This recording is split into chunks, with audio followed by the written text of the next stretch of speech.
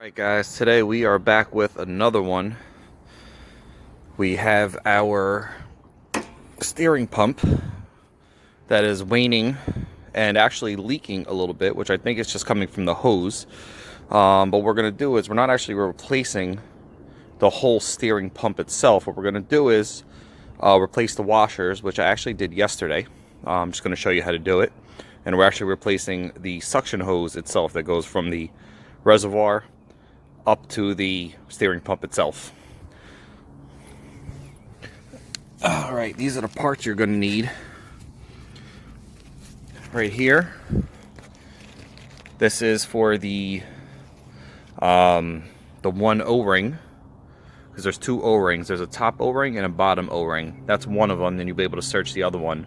Unfortunately, they just put both O-rings that I ordered and shoved them both in there.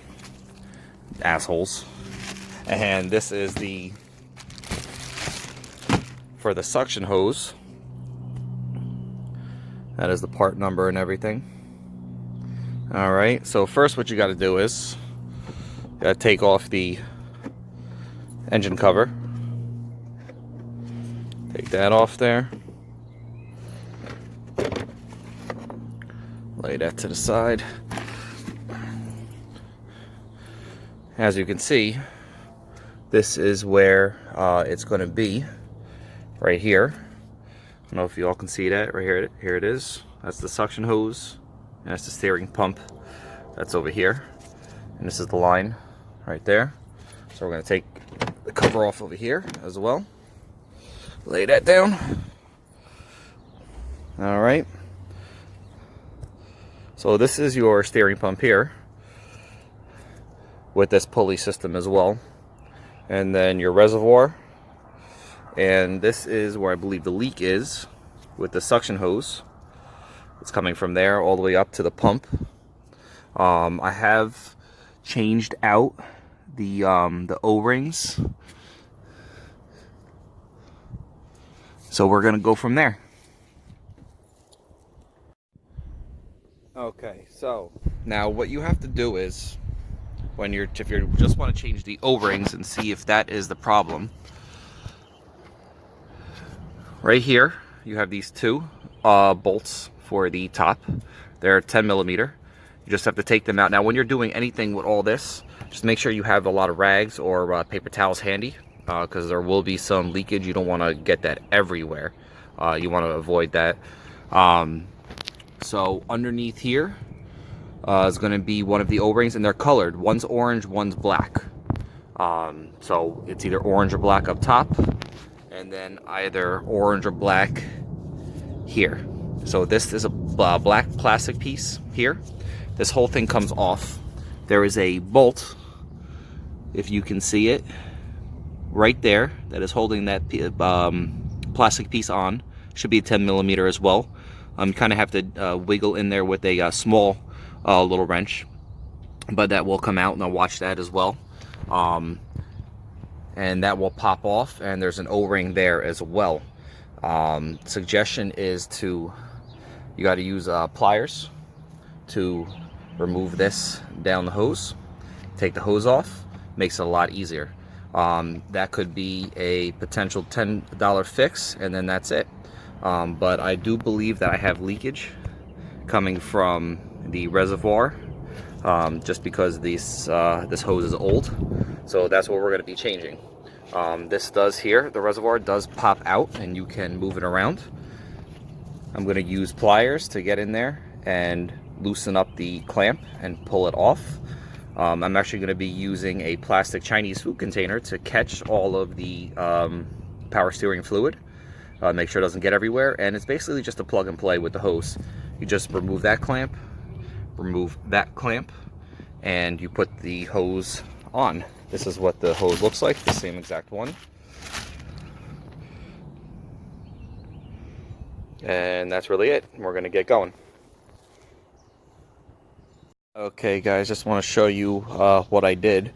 So since that suction hose is really thick and kind of in the way, what I wound up doing is I removed the whole thing. The whole reservoir, as you see, it just pops up. And what I did is I loosened the secondary hose there, and just plug that up with a little bit of tissue. As you can see, that's what you got to do over here. Make sure, you know, it doesn't get everywhere. I did have a little bit of leakage, obviously, from that tube when I was trying to remove the reservoir, because I did have steering power fluid in that. I wanted to get everywhere though, so I wanted to get that out of the way more than anything else. And what I wound up doing, so it kind of leaked down the side and everything, and what I did is I just took my hose, kind of sprayed it all out there, let it all, you know, get out to the bottom onto the driveway. Just use my hose, as you saw. I'm gonna let everything dry before I actually run the car and everything, but that's besides the point. As you can see, I took the pump and the hose off. That was the top there. Plugged that up before I actually removed the whole thing, and now it's just laying like on its side, so it's not coming out that hole. And what we're gonna do is we're just gonna simply change out that hose with the hose up there and go from there, and we're gonna plug it back in. All right. Okay, so we finally got everything cleaned up, all that good stuff. Remember, when you're putting your hose back on, don't forget your new hose. Don't forget your metal clamp rings as well. As you see, I still have that little piece of tissue in there. I actually drained the reservoir into my Chinese container when I brought it out, just that way. Makes it easier putting it back in, obviously. Makes sense. Stuff not leaking everywhere. We already took care of that. That's our old one there. I know you may not be able to tell on video, but it is a little bit rotted. So now what we're going to do is we're going to take our reservoir and put it back in our little clamp holder, and we're going to reattach that hose there.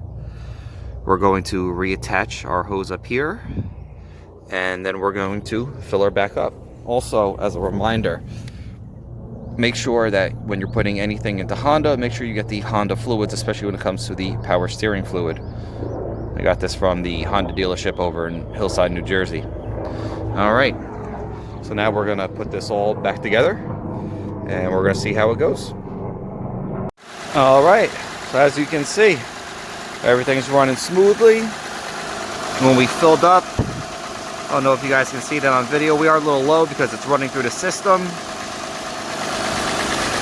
I went with the wheel back and forth a couple of times, holding it for a few seconds on each side. I don't see any leaks.